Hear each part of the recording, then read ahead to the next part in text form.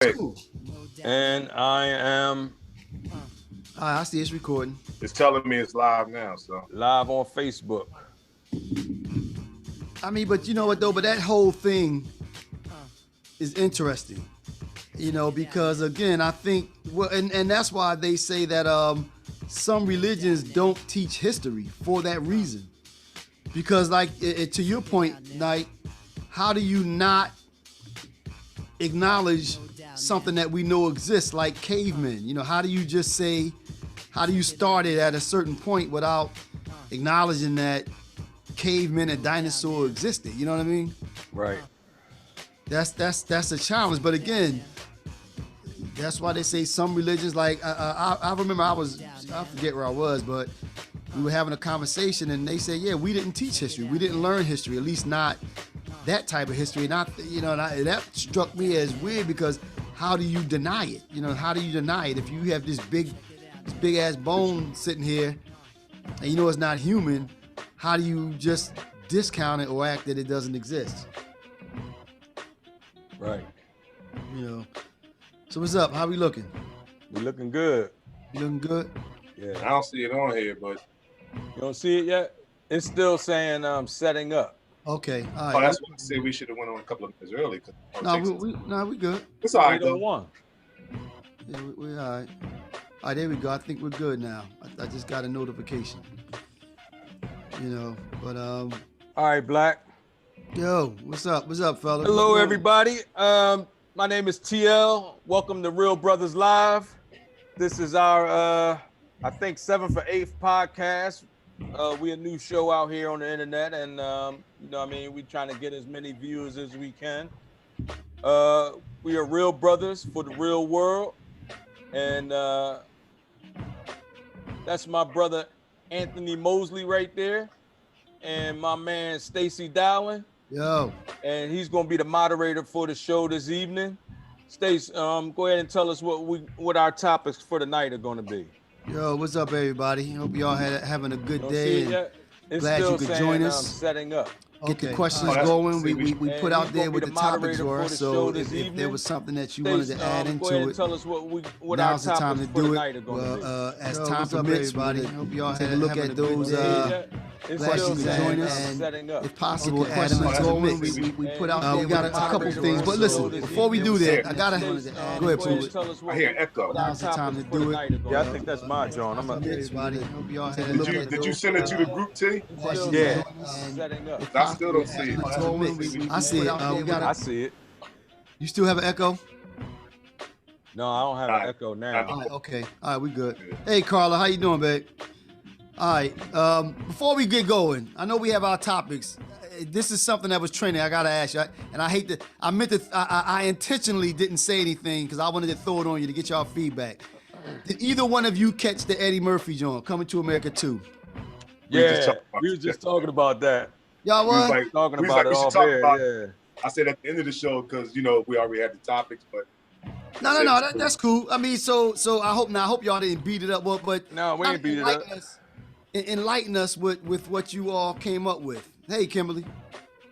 What you mean? What we came up with? I mean, you said you two talked about it. What was your feedback on it? It was pretty. It was pretty good. It was pretty good. It was almost as good as the original. I think. It had some funny parts, right? Right. Yeah. I mean, I know they spent a lot of money on it. Like I was telling Pooch with all the cameos. Cameos, they had. yeah. There was Yeah, a lot. of cameos in there. There was a lot of cameos. Yeah. Now, were you comparing it to the original from the beginning? I wasn't comparing, not on purpose, but you know, you kind of like, you know what I mean? Every time you see a sequel, you're going to kind of like, you know, the thing I liked is that it stayed pretty close to the script. He just added on. Right. Yeah. Right. I watched most of it last night. I didn't get to watch it to the end. But I thought that it was funny. Like you said, the storyline was decent. It followed through to the next level. It was a little predictable, but I didn't compare it to the first one because I think that with a movie like that, the original that was such a classic, I don't think you can compare it. Because it was so fresh at the time. It was so fresh, but also that movie is just there'll never be another Coming to America. You know, I don't think you can compare it. I think you have to let that movie stand on its own. Right. What did you think, Pooch? Like me and T was talking about, I said I liked it. I tried to do what you just did and compare it like to the first one because I try to let each movie stand on its own merit. And I thought it was good. I just thought the casting of his son was horrible. Yeah, I have to be honest though. Now, who was he though? Who was the son? He looked I don't familiar. know who that dude was. I've seen him in some other stuff. I just don't know his name. All right, okay. Yeah, but I didn't He quite. wasn't funny at all, man. Yeah, you know that left some to be desired. But I thought it was a good movie nonetheless though. It was entertaining, put it that way. There were some moments. I like the way they brought all the original characters back, except Right. for the mom. And I don't know if Madge Sinclair, who played his mom, I don't know if she passed or something like that. But Which mom? Oh, so his the mom King's in the wife. first movie, Madge Sinclair. That's Oh who yeah, she played died, his mom. Yeah, she did pass. Yeah, she died. Yeah, so I think they probably didn't just want to touch that, so they just left it alone. Okay. Yeah, it was a good movie. It was a good movie. All right, so I just wanted to get your feedback on that. Yo, All right, I so thought James Earl Jones was dead when they Nah, did him nah. up. Nah, he didn't die yet, Poot. Nah, Sure?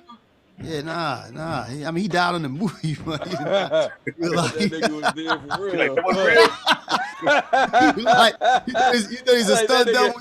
That nigga died on set. Now I must admit, well, you can see though, man. I mean, man, Yo. we getting older though, you know, because look at because I heard his voice and I knew who he was immediately. Darth Vader. No, not him. What's Angel has died. Angel what's his name? Morgan Freeman. Oh yeah. Oh, He had a part. Yeah, as soon as I heard, hey Tanya, soon I heard his voice, I knew who he was immediately. But like I said, man, everybody's getting older. Amos, I mean, man, I'm looking at him like, yo. They talk about some damn, I'm killing him before his time.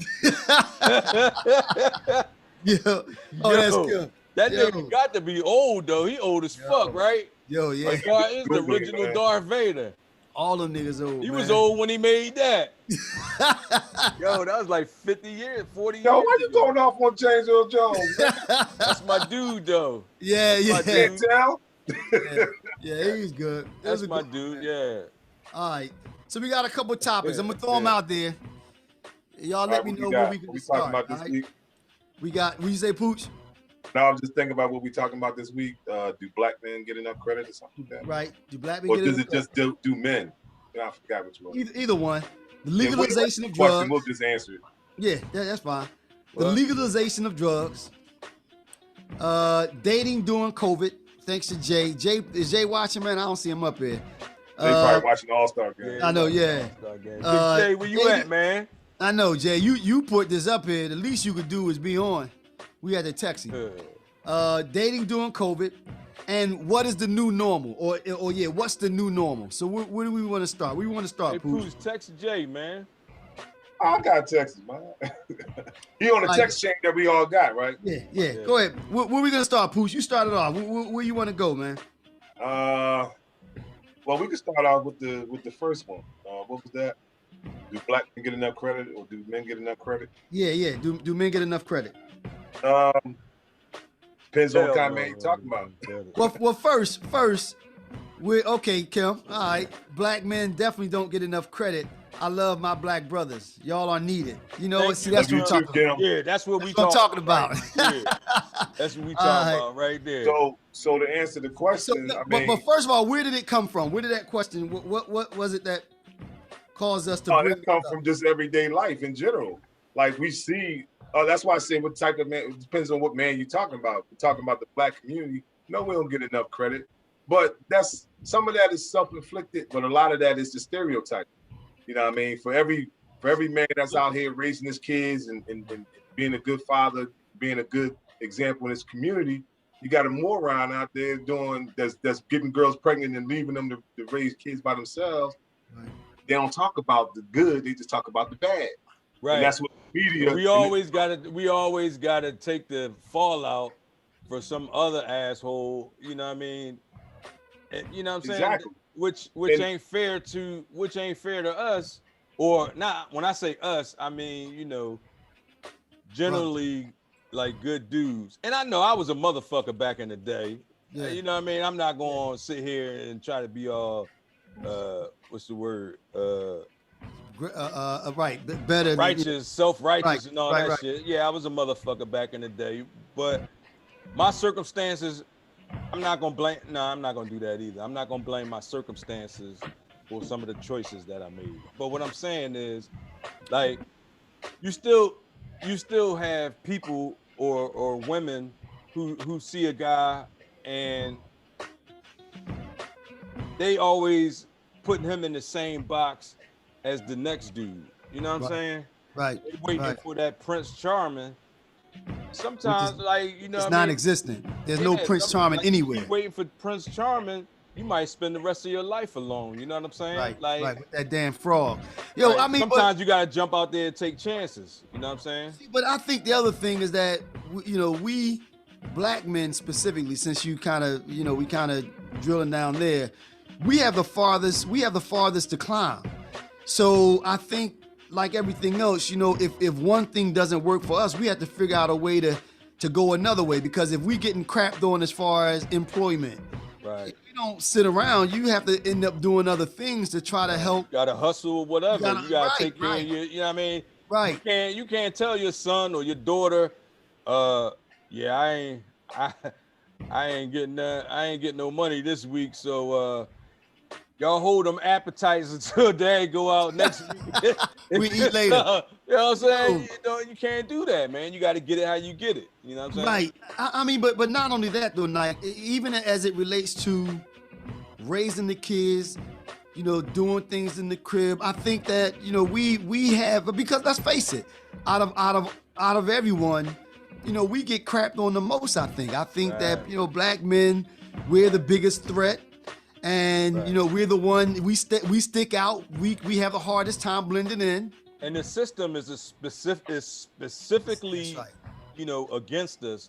So it makes us that much harder to take care of our family or to take care, what we need to take care of. You know what I'm saying? We always, like, think about people you work with, right? Think about the people you work with. The Latinos, black people, Indian, you know what I'm saying? Or Asian.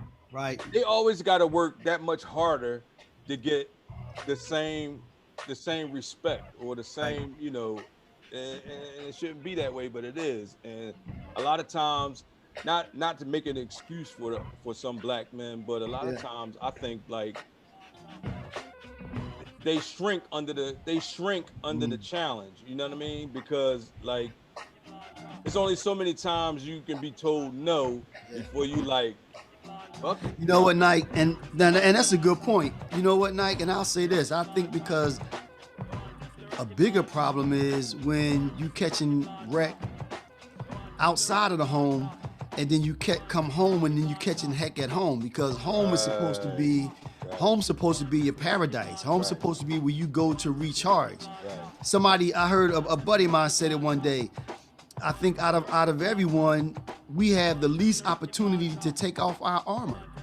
And if you feel like you constantly fighting, you out in the world fighting, and then you come home and you can't take your armor off at home, then man, where do you get respite? You know what I mean? What do you think, Pooch? Is Pooch sleep? Somebody just asked. Oh, what's up, guy? Wake up. Pooch. Man, I just said something, man. Guy's on. What's up, guy? Yo, my man, Guy. What's good, man? What do I think? I think there's always, I mentioned in the beginning of my comment, there's always those who will just remember the bad. So when the good happens, it's overshadowed. It's like the news with anything else. Negativity sells, or negativity is what makes the world go around. But all I worry about is myself. Same topic, nigga. What is you talking about? You sitting here, that nigga sitting there asleep. Hey, don't do that. He woke up like, yo. Don't do that. Like, I think hey, Nike, that nigga woke up like, what about the Sixers? He woke up just saying some word soup. I heard what y'all said. I'm answering. He just putting shit together like, yeah. I think. Hey, Pooch, I don't know what the hell world you were peace. talking about. I think we need world peace too. Yeah. He's like, yeah, Well, COVID. look, first You of woke all, up to me, yeah, COVID. Yo. Come on, Pooch. I'm glad y'all find this funny. Man. You gotta I don't stay find with it us. funny at all that y'all implying that I'm not paying attention to what's being said. I'm trying to text, man. I'm trying to keep everything going in the No, chat. don't worry about that. No, that's cool, man. Y'all trying to make me feel like I ain't know my game. That's my dude, though. That's my dude. They doing the laughy faces, Pooch. You gotta stay involved with us, man. My nigga. All right. Listen, All right, my comment, bad. like I said earlier, is in harmony with what I said in the beginning when you asked me the question. I'm just talking about, how men, and especially black men, are never seen in a positive light when it comes to, the negative stuff that the few do, that the rest of us who provide for their kids, who are good husbands or good fathers and good community examples, we don't get that kind of respect because you got this here, the kid that ran into a store and robbed somebody, that's going to sell. Versus, what's better to tell, this story or a story about a guy who take care of his family? Whatever the truth is, man. Like, I think we done got away from like saying what truth is. Like that's why people fall for the okie doke so much, man. You know what I mean? Like, people be out here not knowing what's real. You know what, Knight? All right, fellas. I'll say this though. When we first talked about bringing this topic up, I have to be frank with you. I really don't give a crap about what the outside thinks. What's up, Nell? I really don't give too much, put too much emphasis on what other people think. I think my issue is, like I said, when we don't get credit for or we don't get the acknowledgement from our own. I think that's the problem. I don't expect it from them because I you say your own. What do you mean your own? What? I'm talking about our own, my own people. Us, our sisters, and our own folk. But you just said you don't care about what others think, and in that you got to include. Sometimes you got to include the black people too. No. But that's my point. I'm saying, when I say, do we get enough credit? I don't expect credit from other folk, because they look. I think some people or some outsiders look for any opportunity to crap on it. I believe that, and they'll. But what I'm saying, though, Stacey, is that's going to come within your own community, right? Think about it like this, right? I do what I do for my family to make sure, there's food on the table, bills are paid, and all that. And to me, that's enough. Because the only gratification I need after that is just knowing that my son and my wife appreciate what I do to help them. I'm not worried about what my neighbors think. I'm worried about what white people think. Now, okay, listen to this though. Tanya Sears brought up a good question. She made a good point. She said, "Good fathers don't need credit; they mean respect." Did we pose it the wrong way? Is that really what we're talking about? No, it's not. It's not posed the wrong way. She's just giving a different take on it. Yeah. So the credit is saying, you did this, you do that, you're a good example. Okay. But I kind of see what she's saying, but it's kind of like in the middle of what we're saying. Like, it's just a different take. It's like, I'm not looking for credit, but I don't want to be, just like I'm not looking for credit, I'm not looking for criticism. You know what I mean? Like, right. That's what especially when I'm started. doing what I'm supposed to do. Right. You know okay. So I don't want to be lumped in. Right. With knuckleheads. Joe Blow over here, who got all these kids, ain't taking care of them and what. Right. All that. Okay. So that's what I'm saying. Like, what I'm saying? But like, you know what though? The thing is, all of us, except Stace, he might be a little different because he had the two parents in the home.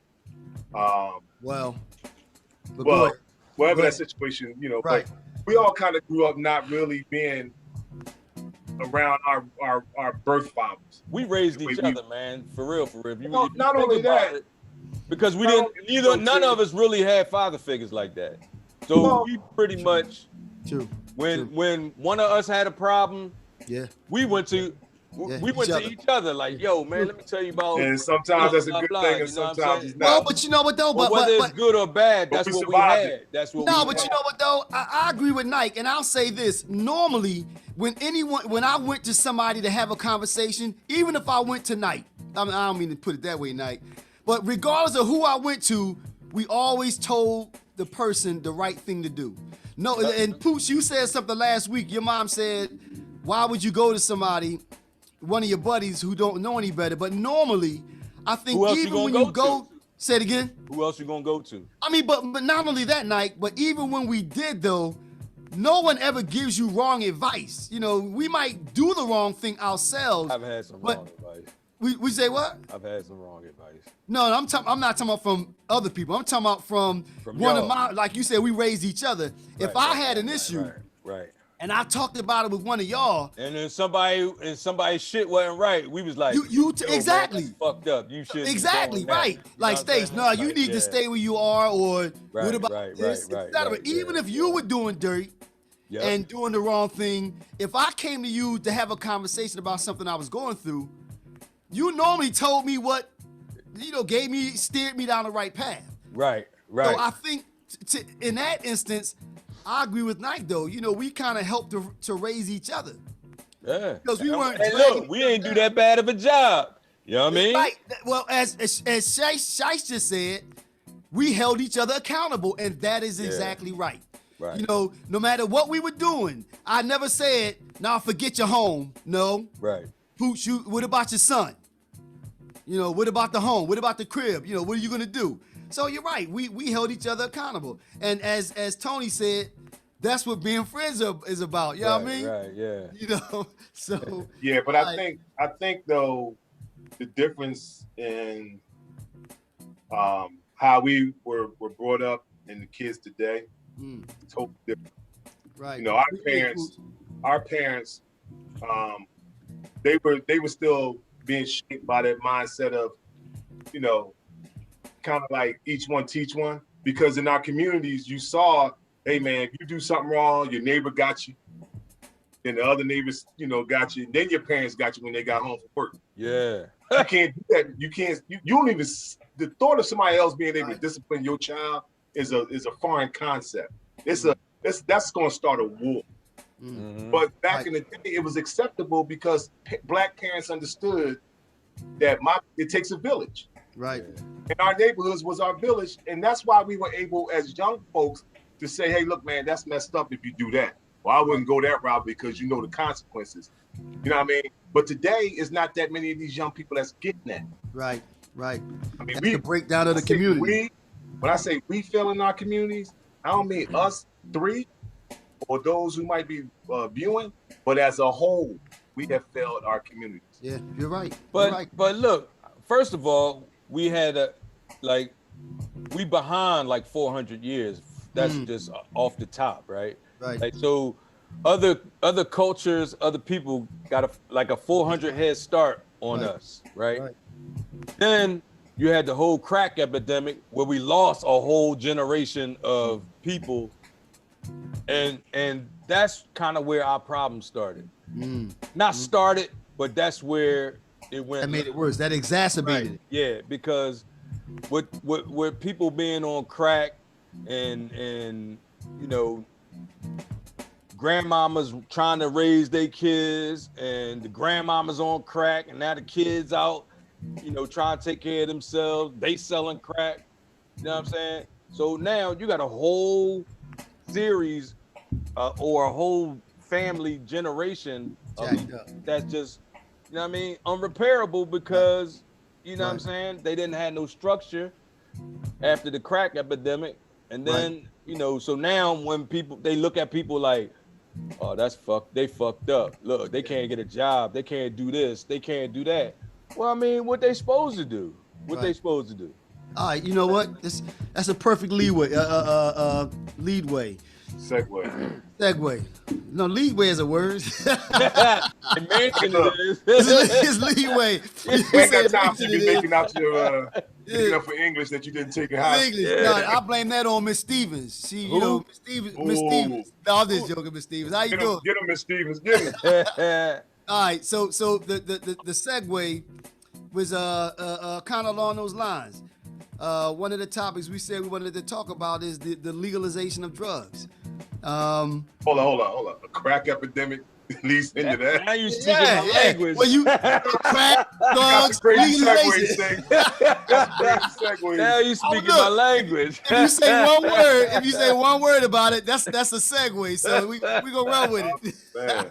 Oh man. Well, but okay, but put it this way though. I'll ask the first question then. All right.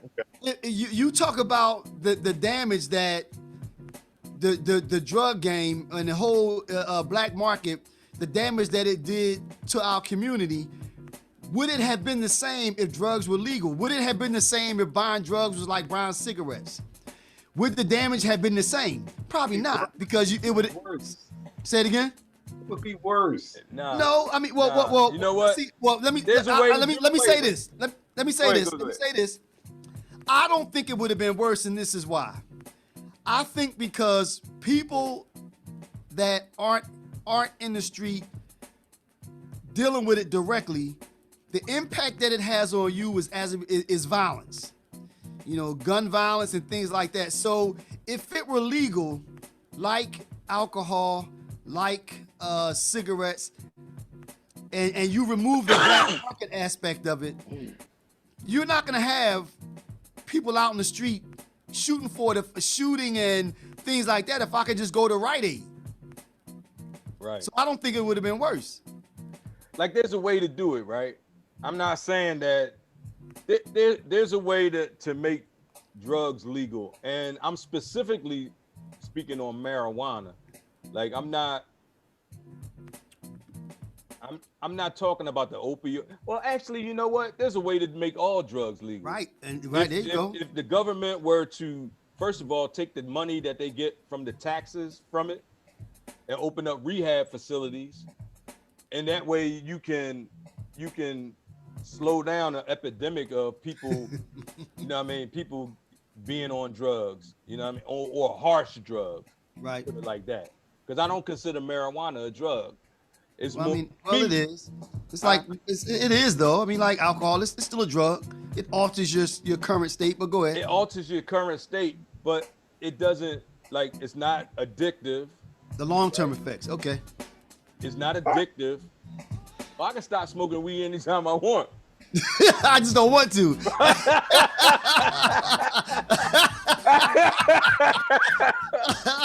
All right, go ahead. We'll finish your thought. No, I'm just playing. No, but like if they were to like have programs that they make from the tax money collected from the drugs, then they can have like rehabs for people to go into when they get a problem. You know what I mean?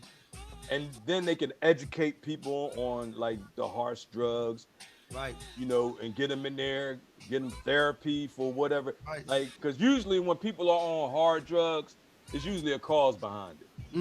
The dual diagnosis, mental health, Right. You know, mental health and drugs. Or, right. or some trauma that they had in their life. Absolutely. You know what I'm saying? You know what I mean? So, Right. So take them out of the shadows. But Pooch, what are your thoughts, man? What do you think? I get the think feeling it's you're bad gonna be against idea. it.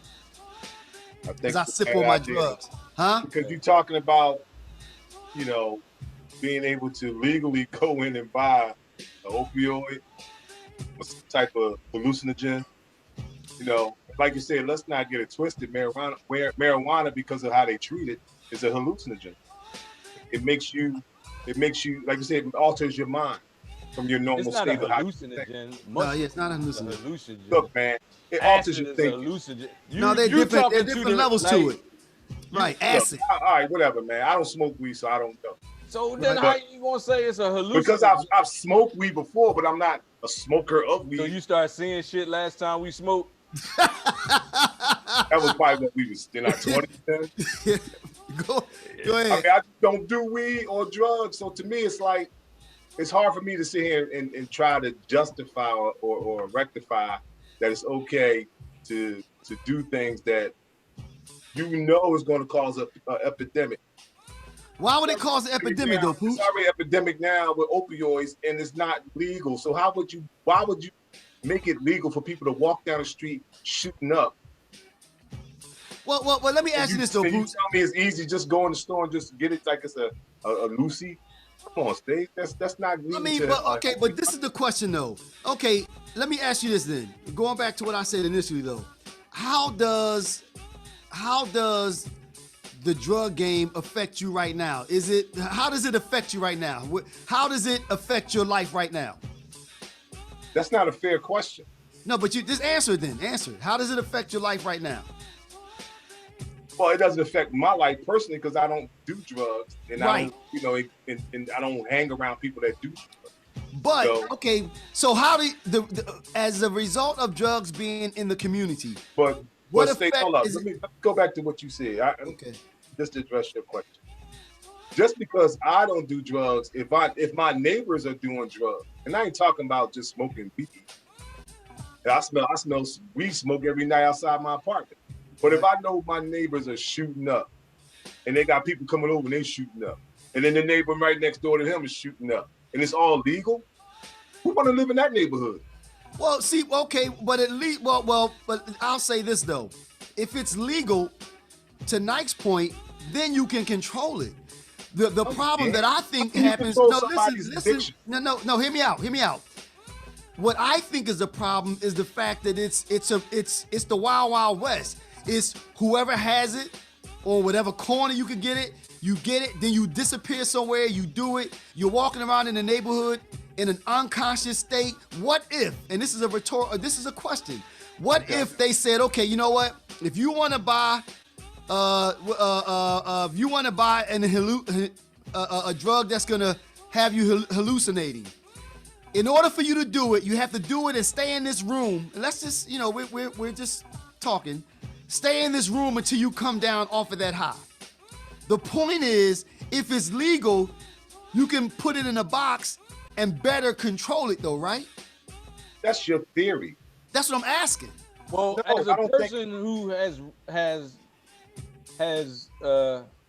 speaking of pharmaceuticals, as a person who was into We got sort you. of pharmaceutical type of, Right? Okay. hookup back in the day, I would have been out of business if drugs was legal. There wouldn't have been no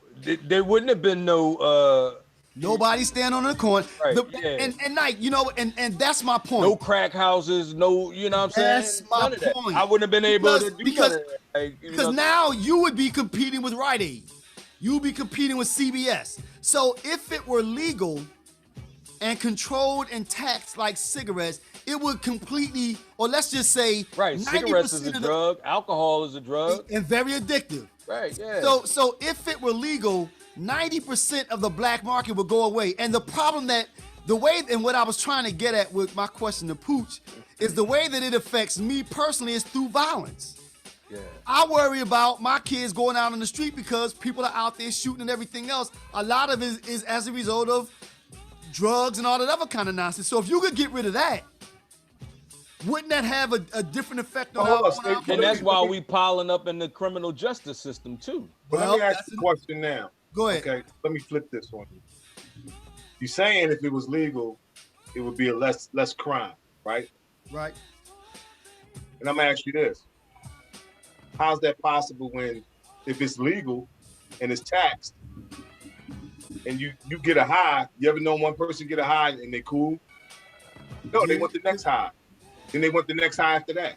But Now, Pooch, now once you're hold on, let Who me you finish. know getting them highs like that though? Let me finish my point. go ahead. Once you go through your original funds that you set to get high, what do you think a person's going to do to keep getting high? The same thing they was doing when crack was on the streets running crazy. They're going to go rob their peoples, and once they get finished robbing their peoples, they're going to come rob somebody on the street.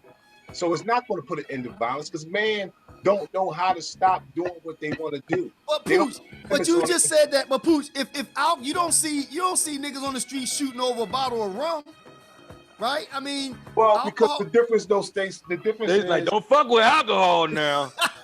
You like, wait a damn I'm minute. just saying. I mean, it's They a like- drug. You like, wait a minute now. But my point is that it's a drug, but if it's legal, now you can step in and put boundaries around it. Okay, you could say, and I'm not saying that they would say this, but you could say, okay, if you're gonna use this drug, we think that it affects the mind so dangerously that you can only do it in this facility. And you have to be here for 2 hours until, and then you can leave after. I mean, my point is that there's different. Hold up, Stace. How long before somebody says, I'm tired of going into this place to go smoke my whatever, my crack. I'm tired of going to this place to shoot up. Now I'm going to do it in the comfort of my home or the comfort around people like me that want to do it. And we're not trying to be confined in one space. Everything always starts off as a good idea until it's not. Now, and Pooch, and that's not to say that some people won't do that and abuse it, but you have some people functioning addicts. Those folks are, those are the folks that give them another, those people that drive in from the suburbs, let's say. They're driving into the neighborhood, into the community, they're buying their drugs, and then they're falling up. They're the ones that are getting robbed, they're getting shot at, and all this other kind of nonsense. If you tell them, these are the rules that you have to follow in order to cop this drug, a lot of them are gonna do it because, as we know, most of the people that are doing these illegal drugs aren't the ones you see on the street. Most of them are, as you said, buying them, and then they're going back to the comfort of their home, and they're shooting up, and then they're going to work the next day. That's the majority. Let me ask you a question. Can I go into a corner store right now and get a loose cigarette? Even though there's a tariff on you go to Poppy store and get one. Right, exactly, right. Yeah, to answer your question, yes. My point exactly. How long before it stops being at Rite Aid, and now you can go get it at the corner store or the corner bodega, where there is no rule? Listen. For me, let me ask you a question. Then. Let me ask a question. All right, let's ask the question then. To anyone who would know the answer to this. All right, well, no, let's ask Knight.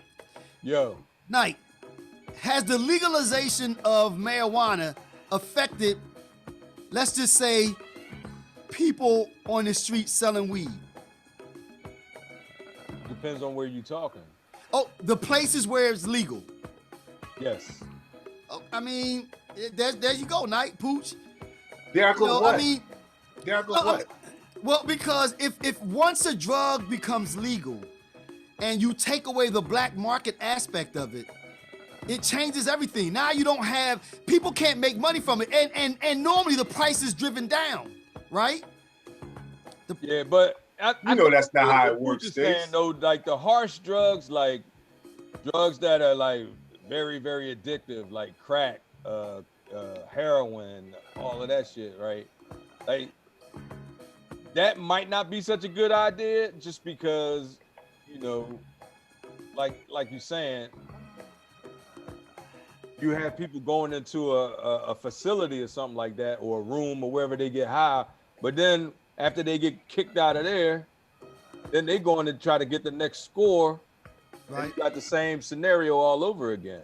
See, but now when I say legalized drugs, I'm referring to cannabis. I understand. I see, but I think that if you're gonna have the conversation about it, I think that if you leave anything out, that is gonna be what everyone gravitates to on the streets. Now, God said crack is gonna always be considered not a good idea to make legal.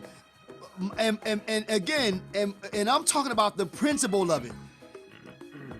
To take away the black market aspect of it, I think, and to control it, I think that you have to make it legal, because if not, that whatever's not legal, that's what the market is gonna be. Before cigarettes were legal, you had the mob involved with selling cigarettes on the street. When before Prohibition, they were out there selling alcohol on the streets. So whatever high is not legal, that's where the black market is gonna go. So I think in order to control it and again take away the violence of it and everything that comes along with it, you have to legalize it. You have to legalize it, tax it, and control it. Okay. So I hear what you're saying. And I can say in theory it sounds good. But cigarettes have been illegal for years. Right. Guess what? What? People still selling them under the table. Are there as many? Okay, let me ask you a question. Using cigarettes as the example, cigarette usage, has it gone up or down? Cigarette use? I don't know the numbers, so I couldn't tell you. I can answer that for you. It went down. You don't I'm have gonna pull as many some numbers people. out of my ass. I'm saying that cigarette usage is like at 82% right now. That's what I'm saying. I don't know what going down you mean. Is it going down from 90%? But I know them 89? cigarettes is killing folks though. Okay, but you know what though, Nike?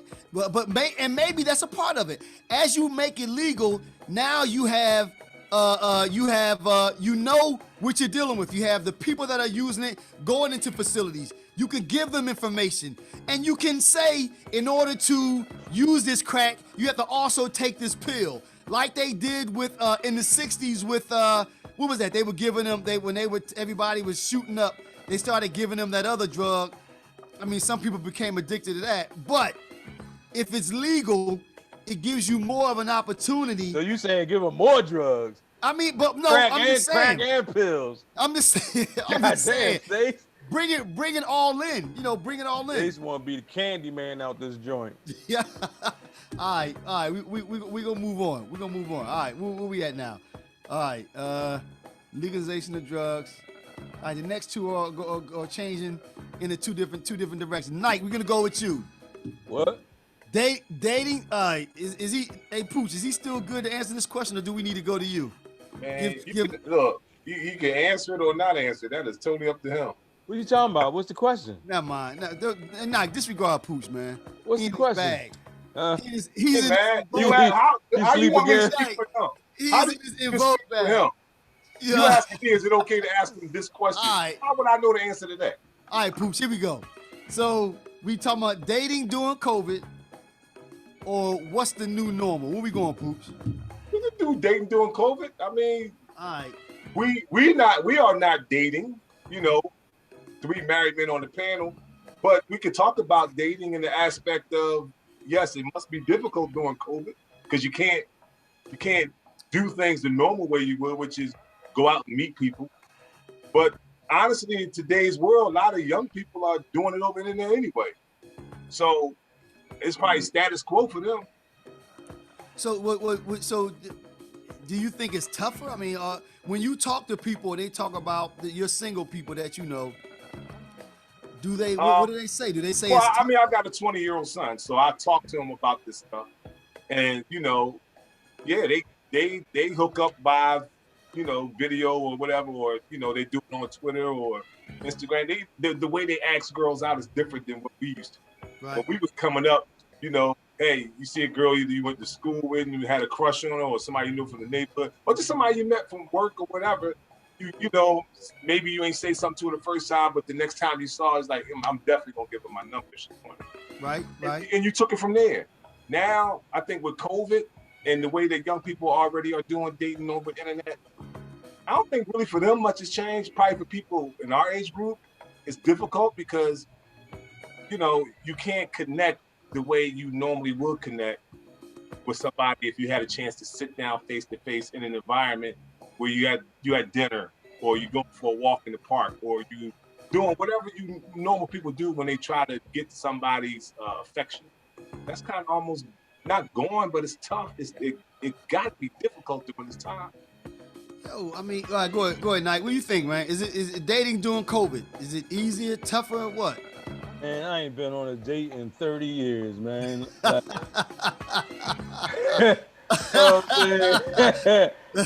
My dating days is over. Like, no, but you know what I mean? But as a person, you know what the effects of social media is. Oh, these young niggas ain't got no game, bruh. No, but Nike. Okay. Personally, this is what I think. I think that social media is like the ultimate tool. You know, everything is a tool. When we came out with pages, that was a tool. Social media is the fakest shit ever. Yo, I'm trying to tell you, the people that be on social media posting these pictures, and especially these young girls out here with their chests all out, got the fake lashes on, got the fake everything on, you know what I mean? It's like, you know what I mean? Like, you really ain't getting what you ain't really getting what you supposed to be getting. You know what I'm saying? But Nike, but I don't think that when you say, dating during COVID, you're not dating on the internet. I guess maybe I'm What you looking at talking it about? way. How else you gonna date during COVID if it ain't on the internet?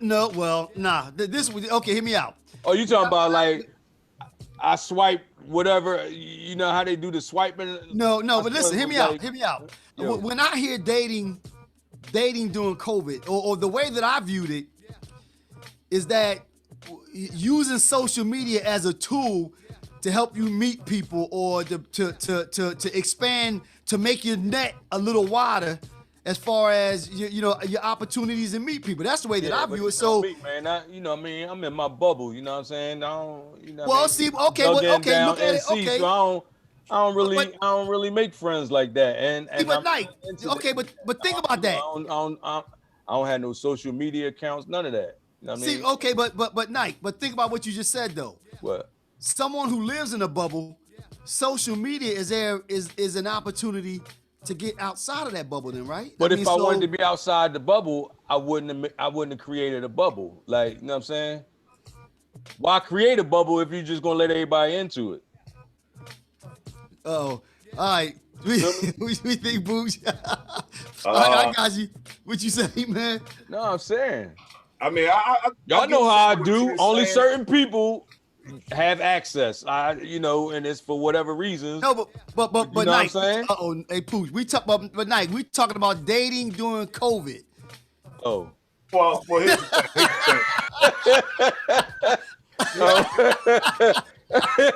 thing. You changed the conversation to living in a bubble. Specific, nigga. I don't.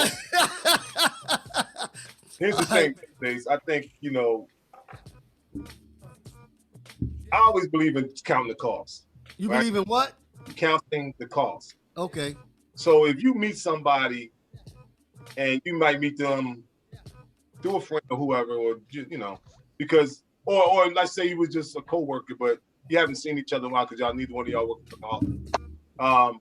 Okay, y'all have a pre-existing relationship in terms of, at least I know this person. So counting the cost in that regard, you can decide whether or not dating during COVID is a good idea. But if you're meeting somebody for the first time, how do you know who that person is around? I mean, and who they've been around. You know what I mean? And then who that person's been around. Like, you almost got to do a contact tracing just to figure out if this person is cool for you to hang around. Because, a lot of people don't think that COVID is going to affect them until it does. So I think it's hard to say, well, I'm physically actually dating somebody during COVID, unless you had a pre-existing relationship where, okay, I know this person, I know where they go, what they do. They're isolated just like I am. Even though they might not be in the same predicament, they might just be, they might have a few people that they hang around. I mean, you got to take all that into consideration, man, when you're talking about dating. Well, see, but maybe that's just my jacked up way of thinking of things, because I guess, like I said, I mean, right now, if you can't, if we're all isolated and not supposed to be going out in groups and everything, right now is an opportunity to lay the groundwork. You're meeting people, you're talking to folk, you're meeting new people, you're looking at different interests and things like that.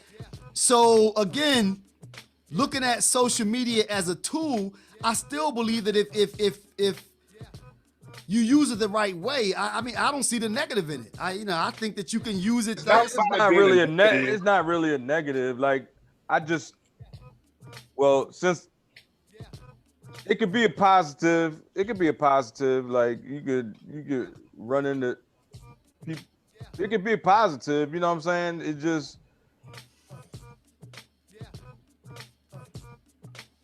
yeah, next topic. Where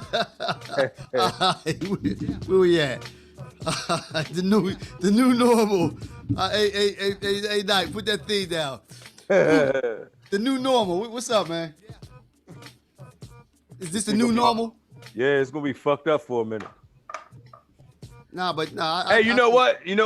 We swinging. I know back, this ain't gonna be popular, but you talking about the new normal. They should make these kids skip a year. I mean, repeat a year. like a normal year. Yo, now that's tough, Knight. And I've been talking about that because, to be honest with you, I mean, you're right. Well, I don't agree with saying repeat a year, but I've been talking about that. I have a kid in school, so how you gonna? You can't fail anybody right now. I'm not repeat. Hear me out. Well, I mean, how are you gonna tell a kid that they didn't meet all of the requirements to move to the next grade? How are you just gonna leave everybody down? What parents are gonna sit still and let that happen? I ain't saying everybody. But I think in this night, you know what though? That's a good point. Because majority of these kids ain't doing shit. No, but Nike, but listen to this though. The problem is, whatever you do for one, especially during 2020, whatever you do for one, you're gonna have to do for all. Imagine, Nike, if you had a kid still in school, and they were gonna tell you, I got a kid still in school. No, I'm talking about like grade school. I don't mean college. Hear me out. You had a kid in grade school, and all the other kids are moving forward. They're gonna leave your kid behind. You're not gonna stand by and let that happen. I ain't saying like every kid, but most of these kids ain't doing shit in school. Yeah, but my point is that I think that whatever they do for one, they're gonna be required to do for all. Because you know what's going. I'm gonna tell you what's gonna happen next year when they start back regular, like after all this COVID shit is over and they go back to school. If they keep the same curriculum that they were supposed to have, they're gonna be so far behind. You know what I'm saying? They're gonna be so far behind. They ain't gonna be able to do that shit. They not going. A lot of kids gonna be pushed through. That's right. Just because, and then they hit the job market, and they're gonna be ass out. You know what? Well, I mean, Knight, yo, I agree with you 100%. Because how are you going to give somebody a standardized test that is the same test that they've been given for the last couple years and expect them to know pieces of information when they haven't been in school to receive the appropriate training? Like I said, this whole couple years, I mean, I think 2020 is going to have an asterisk next to it. Yeah, that's what I'm saying. Like, because again, how are you going to tell a kid one kid does well, one kid doesn't, so you tell this one kid's parents, oh, your kid didn't make it, we're gonna hold them back. That parent gonna raise Cain. No, I'm not saying every kid, like across the board, but there's a lot of, like I'm saying a lot of kids just being pushed through. But I think, and what I'm saying is, I think that 2020, they're gonna have to push them all through, because I don't think you could push one through and not push the others. What do you think, Pooch? Wake up, nigga. Hey, y'all stop did I catch you off guard? Hey, yeah. No, actually, I was actually. Hey, wipe your mouth right there. You got a little something. Little slide. Yeah, little. All right. Nigga slobbing on this joint. Yeah, I wish y'all stopped passing that narrative that I'm seeing. I'm looking at my phone as people texting. Hey, and don't talk about now you made me forget the question. What was the question? You just weren't listening, nigga. Listen, I heard you, but I just got off track because y'all keep saying that. That's because you just woke up. What I asked you was, will they be, Pooch, are you listening? I'm listening. My nigga. Will they be able to leave behind some kids and move some kids forward? What parent is gonna stand by and let that happen? The first thing they're gonna say is, how you let little Bobby Sue go? Bobby Sue? I'm just saying. Who the fuck is Bobby Sue? Ride with me. I'm acting like I'm in North Carolina with Knight. How you gonna let Bobby Sue pass and not let my kid go? You know what I mean? I just think that they're gonna have to, whatever they do for one. Did your kid do his work? Did your kid pass all his tests? Did your kid, come to class every day? Well, I mean, that's you know what I'm saying? Oh, they need to let me be a school counselor or something up in that shit. Cause I'd be like, yeah, come in here and close the door, shut the door behind you. Yo, but I think that they opening themselves up for a lot of problems, man, if they start trying to leave kids behind. I think what Poot said before he went to sleep was right. Straight up with these kids, man. I know, but listen, I think that I agree with it. You say what? Ain't gonna be shit. I think what Pooch, what you about to say, man? What you think? Well, you talking about, the education system, how the inequities of the education and how. Well, first of all, I was a victim of being held back. My mom was I remember. my mom was like, no, My man. That's my dude. You dumb nigga. Go ahead. He like, Pooch, you coming to the graduation? No. He like, no, I'm gonna hang here for a little bit. Pooch, Pooch told me he didn't want to go forward, so I believe him. I ain't want to walk the dog.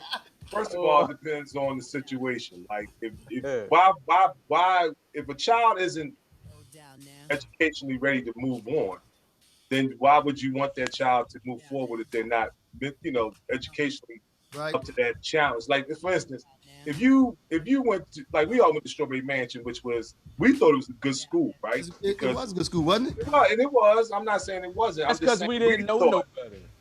We thought it was a good school. But we didn't know when you got out there. Let me ask you, but Nike, all right, go ahead. I keep cutting me off, man. Go ahead, Pooch. Sorry, Pooch, my bad. Man. We sorry, man. Go ahead.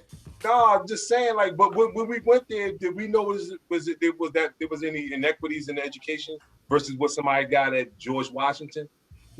No. We didn't know that. We just knew that our teachers tried to prepare us in the best way they could with what they had to do it. But it wasn't until you got out in the world when you realized, hold up, I ain't get taught this in high school. Now, I disagree with that. No, we didn't know we was that broke. Come on, Stace. No, let me tell you something. Just to disagree, Stace. There's a big difference between the education we got at Mansion and the education some of them kids got at like a Central or Girls High. Well, Central and Girls High are two different types of schools. Then But the point is, they still got a better grade of education. What I'm saying is that you can't use Central and Girls High as the example. I'm talking about a regular public high school. And my point for saying that is that when I went away, when we were in school night and they put that stuff on the board, you know what I said? I said, oh, wow. I said, I remember Mr. Lanuti, Mr. Glenhill going through that stuff, but you know what the difference was? I wasn't paying attention. So they, as you said, Pooch, they tried to prepare us.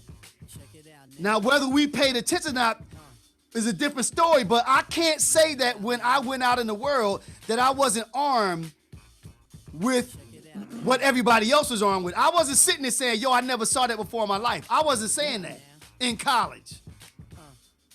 Well, I hear you, but the thing is, there's levels to the game, right? Even though your teachers tried to give you a better education or something that could help you down the road, it was still, like when I took the SAT for the first time, well, I only took it one time, but when I took it, I was like, man, whoa, this in English. I got a good education in English, but I didn't know you had to do all this stuff. Or math, like I don't remember this kind of math that we had in geometry or algebra or even, some other classes, more advanced classes. I don't even remember all this stuff. It was just a total culture shock. And I think that's why so many of our kids fail to take the SAT because they're just not used to seeing it. Like not that they can't comprehend it, but they're just not used to seeing it. So, like, you remember when we went to Spring Garden? That's what I was talking about. Go ahead. Yes, go ahead. So I couldn't handle them classes. I was only there to play ball. But the question is though, they was off the hook. But the question is though, when they put the work or the curriculum on the board, were you looking at that like it was a foreign language? Well, you answer that. But my response is, when they put that stuff on the board, I remembered all of that stuff. I didn't know how to do it, but I can't say that Glenhill didn't give me the information. We had trig, we had calculus, we had all that nonsense that I didn't pay attention to. So we were armed, but we didn't pay attention. That's the question for you. Hey, believe it or not, man, I used to be smart. Like real You didn't smart. answer but that's not the answer to my question. I think you got revisionist history, Stace.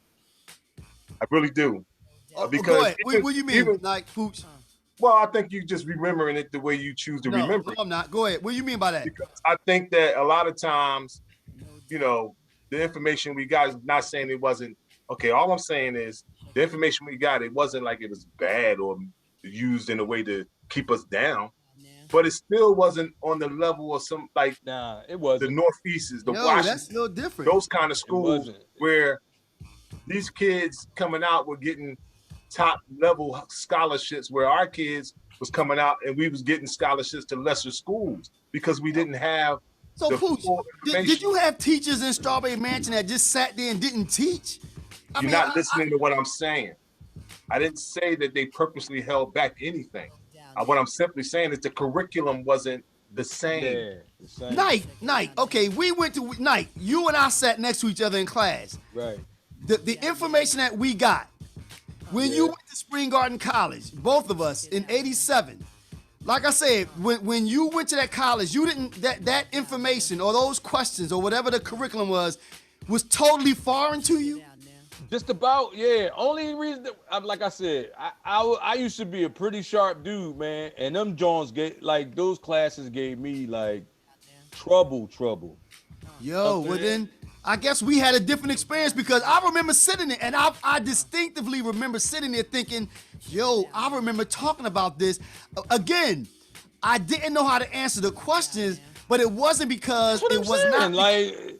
No, but listen to me. Oh yeah, that's a 3 up there. No, Knight. Before. No, listen to me, Knight. What I'm saying is that when I sat in the class and they put the questions on the board, I recognized what they put up there. The reason that I couldn't answer the questions wasn't because they didn't give it to me. It was because I didn't pay attention.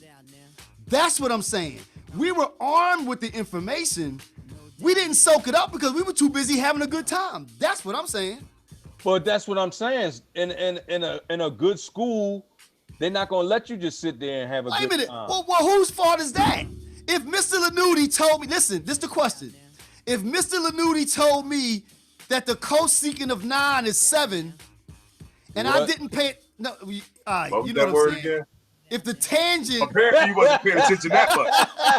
That's not a word. Listen. All right. That's that mansion math. Yeah, I say yeah. Yeah. Listen, this is the question.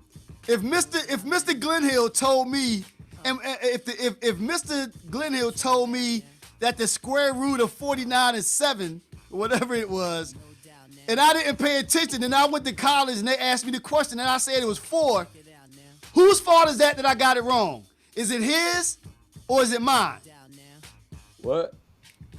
You didn't hear what I asked you? If you answer the question wrong, whose fault is it? Nigga, it's your fault. You the one gave the dumbass answer. My point is that if you're given the information, but for whatever reason, you're not soaking it up, you can't fault the school and the teachers. You were given the information. Maybe the information wasn't presented in a way that you could soak it up. Let me give you a little bit detailed answer to your question. All right, go ahead. Here was the problem with going to a school like Mansion, Franklin, all of them Gratz, Dobbins, those type of schools, inner city schools. Class size is number one. You know how hard it is to pay attention in class when you got 33 people in your class? Is that the problem that you had, Pooch? Let me finish my answer. Okay. Then you can ask the question. See, now I agree with Shice. Go ahead. That doesn't promote healthy learning because class size is everything when it comes to teaching. The smaller the class, the more you can engage each child or each student. It was hard for teachers to engage when you got 30 to 35 students in your class. Half the class want to sit all the way in the back because they don't want to be called on. And then there's always the class clown, which we was some of that. You know what I mean? That was the entertainment factor, but go ahead. I mean, but what I'm saying is it's not always, even with the curriculum was on par all throughout the whole school system, still there's other negative factors into why, the education wasn't equal. and I think environment, class sizes. You know what, Pooch? I think that right there is the key. You talk about environment because I think that's where I'm going with it. Our case. Now I can't talk about what happened in Gratz and Benjamin Franklin, because I didn't attend those yes, schools. States, you know, no, Yeah, no, you it's know okay. what the fuck going No, on. no, Come on, no, man. no, no, Come on, no. Listen, It's right in the Don't hood. do that. You know, Don't no, do listen, listen to me. Come on, man. I you did keep not the attend argument those and you do that. schools, so I don't know what those You have teachers to go did. to the schools to know what's going on. States, they were inner city schools. We Wait all. a minute. I What? disagree with that.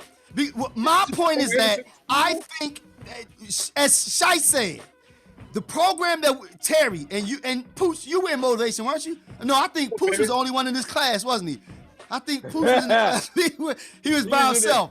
He was in the class with Tyrone. Yo, you remember Tyrone? It was just two people in his class. But listen, no, but I think that our experience was that in the motivation program, like Shai said, those teachers armed us. You had Lanuti, you had Glenn Hill.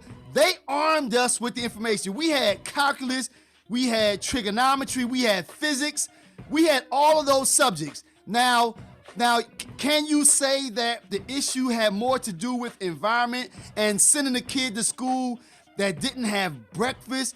Those other aspects of it could come into play, but in our instance, though, I don't know if it was only a matter of the schools not arming us with the information before sending us into the world. I can't agree with that. Well, then you just don't agree because I'm telling you. I'm telling you. I know that to be That factual. shit ain't 'Cause up I've to talked par to like people- it was a lot of these other schools, man. I'm trying to tell you. I'm trying to like. Now, I'm talking about the curriculum. Right. I'm not talking about whether we had air conditioning and there was a lot of violence and all that other kind of nonsense. But like I said, when you and I went to that college and that boy started writing that stuff on the board, I said, oh, wow. Yup. Like, but listen, I said, oh, wow, because I recognized what he was writing up there, but I just knew and that. I said, oh, wow, because I didn't. Yo, I mean. You know what I'm saying? Yeah. Like, all right. I can give you another. I can give you. I think that environment and things like that have more to do with the success of a kid versus just whether they're given information while they're in the school setting. I think that's the bigger picture from my perspective. Right. But go ahead, Poop Knight. What you call it said. Go ahead, Boo. And parenting got a lot to do with it too. Has a lot to do with it, right? You know what I mean? Yeah. That's like more than 50% of the battle right there. I you know what, Nike? And I think to put this all in a neat little ball, I think that's what I'm saying. I think it has more to do with environment and different things like that because that's violence. That's whether your home life is stable. I think those issues have more to do with will be a more determinant factor in the success of a kid's education. Right. Because most of the teachers out there aren't just sitting at a desk not doing anything. Right. I think it's those other things, it's the environment. But you know, if a kid know their parents gonna get in their ass because they're not doing their work or they're not getting a certain grade, you know what I mean? That makes a big difference. It makes a real big difference. And again, and Nike, and think about it, Nike. I mean, look, you're programming. Look at where you are. That requires math. Had you didn't learn all of that after you got out of school. I taught myself. You know I taught myself. Nike, you taught yourself how to program, but you had a foundation that was already there. No, I didn't. A foundation. No, I didn't. All right, never mind. Computers. We didn't have no computers in mansion. No. I'm not talking about computers. Never mind. All right, because I'm. You know what I'm saying? We didn't have that. Nah. All right, okay. Disregard that. Yeah. Pooch, what you about to say, man? Nothing. Because like it's I think we're saying two different things, but the same issue is like you see it the way you saw it. And I'm not saying that you're wrong. Like I said, it's not like we didn't get taught things that could have prepared us for the world. Right. Like I just said, there's a whole big difference between what they're being taught at Abington High School and what they're being taught at Strawberry Mansion High School. And if you don't know that, there's nothing to talk about. We got good street smarts, and having street smarts and common sense sometimes that's better than having a book education. You know what I'm saying? Well, It but I has mean, a lot to do with how you navigate the world as well. well, I mean, maybe after you get out of school, but you still have to have a certain level of knowledge in order to get out of school. You still have to get through. You know what I mean? You can't. Street smarts is not going to teach you about physics. But Stace, listen to this.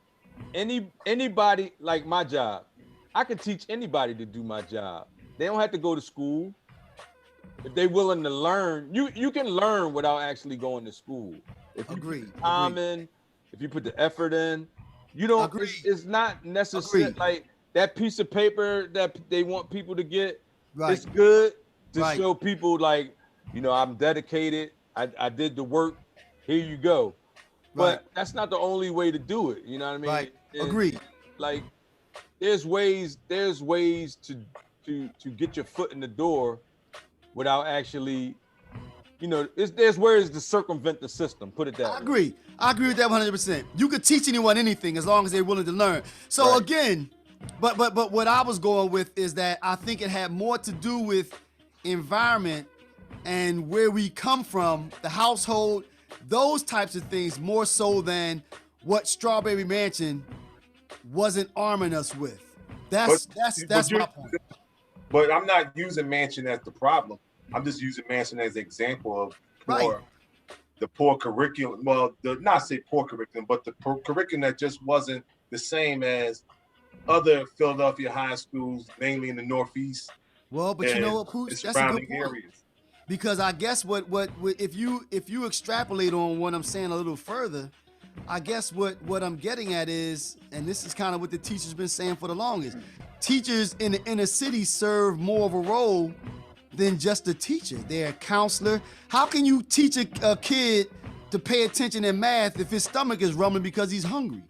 So, you know what I mean? So we're sending these kids to school. So again, it has more to do. So again, you're agreeing with me then that it has more to do with. I think the question should have been, or was more apt, is to say, in terms of moving away from the curriculum more so like because of the circumstances. Our kids in other schools, and we know what we mean by other, what kind of disadvantage are our kids at? Because now we could talk about that and we all can agree on that. There's always some disadvantages. Absolutely. Like you just mentioned, you just going to school. I remember going to zero period, 7 o'clock in the morning. Right. Man, come on now. Who eating breakfast that early? And where you getting breakfast from? Well, but you know what though, Pooch? You know what's funny though? With that being said though, and you talking about, and I'm not even talking about your specific situation. But but listen, hear me out. If Them my kids son, was glad to get that breakfast. Yeah. I was about to go with that. If my kid had to go to school at 7 in the morning, it's incumbent upon me to get up and make sure that that kid is as armed as possible before I send them out the door. That means making sure they eat, making sure that they're dressed. Take a look at them. Did you brush your teeth? Making sure that they're ready. But hold on, Stace. That goes back to That's only back to if what I said when your Stace, child about leaves parenting. school. Say it again. That only applies if you're there when your child leaves to go to school in the morning. Well, and what do you mean by that? What do you mean what I mean by that? Answer the question. Like my mom had to be to work at 7 o'clock, but she worked in Lansdale. That means she had to get on the train. And that's why I asked the question. And me and my brothers would walk her to the train station over on Broad and Lehigh, North Philly train station. Damn, y'all walk for something in the morning every morning to make sure she got there safely. That's my mom's. Who ain't gonna do that? Why? I ain't had no pop to make sure he couldn't drive her to the train station. Okay, You know but what I mean? so It depends on your circumstances. So Pooch, I think what you're doing is you're further cementing my point. Because no, what I'm saying is, hear me out. Wait, If you didn't eat breakfast, listen, Pooch. I'm listening. If you didn't eat breakfast and you went to school not ready to learn because your mom had to be to work at 7 o'clock in the morning, the problem isn't the school. The problem isn't the fact that the school wasn't teaching you. The problem is the fact that you went to school not ready to learn because you didn't eat an adequate breakfast because you had to walk your mom to the bus stop 7 o'clock in the morning. You can't blame that on the school. See, Stace, you looking to make it one thing or the other. All I'm simply saying is, no. all I'm simply saying is, in response to what you asked, it depends on. You made a statement about I got to get up, make sure my child this, and that, and I'm like, it depends on your circumstances. Because if you got to be to work before your kid got to get up and go to school, you are not there to make sure that child is up and ready to do what they You know what, Pooch? Now, and you know what's funny? Well, you know what's funny. You know what's funny, Pooch? And I understand that, but I think that in some instances you have to make sacrifices. Now, if you're talking about an infant, that's one thing. But if once your kid, look, you know what? Your breakfast is done. It's in the microwave. All you have to do is heat it up. I mean, you have to figure it out. You have to figure it out. You see, but my point is that you can't blame the school. Like you using your example. Blaming the school. If you have to be to work before your kid has to be to school, I can't blame that teacher for talking about my son going to school, falling asleep at his no. That's because when he's home, he's helping me do things instead of being able to spend time on his schoolwork. But Stacey, you can't blame that on the school. But you're still talking about two different things. Like let's just agree to disagree. I'm not talking about the school getting the blame in that regard. I'm just going by what you said when you made the statement about you having to be getting up in the morning, make sure as a parent that your kids have this, that. And all I'm saying is, and everybody who had a parent that did this knows that it's difficult to do that as a parent when your work day starts so early. Like, I'm a prime example, right? I used to have to be to work at a certain time, and my wife had to be to work at 7 o'clock in the morning. So what we would do, it's different things you can do, but what we tried to do for our kids is we tried to make sure that everything was done the night before. Yep. We would, put toothpaste on the toothbrushes, just so when they got up, we get all that out of your hands. That's right. But that's not the case for everybody, because we all know it's not the case for everybody, or we will all be on equal footing. So don't try to stereotype and generalize when that's not the case. I'm just saying it worked for you, and it worked for you and your family, but for other families, that's not the solution, or it wasn't part of their solution. So it's not about blaming the school. But what I'm simply saying is, when I talk about the curriculum, and this is what I said earlier, like, you can't sit here and tell me that just because you wasn't paying attention when Mr. Glenhill or whoever your teachers was teaching certain things, that's still on par with what's being taught in the white schools. Because it's not. Well, I mean, yeah, you're the only person out here to say that. It's not. Yeah, so stop. Yeah, it's true. I mean, like I said, but our experiences were different. But when they put that, I'm sitting in that class, and they put that stuff on the board, I said, "Wow!" And I remember that. It wasn't Greek to me. I remember seeing that stuff, Lanuti and all of those teachers in Mansion. And again, I can't talk about the teachers in Franklin or how they armed those students, but the motivation program, because this is how it started. The motivation program in Mansion, they armed us. They armed us. All right, listen. It's 20 minutes after 9. We ready to wind up, or we ready to wind down, or what? What's up? We have a lot of comments too. Do we have any more? We don't have any more topics left, do we? Nah, you're right. I think we went through everything. Yeah. All right. Okay. So listen, we want to thank everybody for joining in. We hope you enjoyed the conversation. Thank you for the comments. Keep them coming. As we said before, we try to touch on things that are out there being talked about. This is our perspective. We're not saying that we're the end all to be all, but like we said, we hope you enjoyed yourself. We hope you can take something away from it. Yeah, and remember, we're not politically correct. So I know sometimes people get a little upset with me because of my language and That's fine. Right. But hey, like the show says, we real brothers for the real world. So this is how we get down. Right. What you think, Pooch? What's up? What you want to say to the folk? Hope y'all enjoyed it. Debates always. It's not even so much a debate. We just give our opinion on. I know this person. So whether we agree or not is totally in that regard. Totally up to y'all to figure that out. We've been doing this for so long. I already know we're not going to see eye to eye. Absolutely. That's not the point. point in, just have a discussion, give our opinion. So Here, I know we enjoyed it. We hope being free or not is tuning in. In that regard, y'all next week. Figure that out. We're gonna put it up on on YouTube. We have a YouTube channel. We're gonna put it up on. I give them the YouTube channel. We're gonna say that. Go ahead, Knight. Do you remember, Knight? Yeah, get our YouTube channel, Real Bros Live. Next week. The way you put it up on the website, on YouTube. RealBrosLive.com, and also on Twitter, RealBrosLive on the Twitter handle. Yeah, get our YouTube. So check it. So if you have any ideas, show ideas. Put it in the chat so they can see. Put it in the chat, right? And then, hopefully we can add them in. And next week though, no, that's the 21st. We're gonna do second chances. Okay, yeah. Put your comments and suggestions in the chat. Thank you all for joining in, and we'll see y'all next week. All right. Peace. Second chances is the following week. The 21st. That's what I said. Go ahead, turn it off. I've been drinking.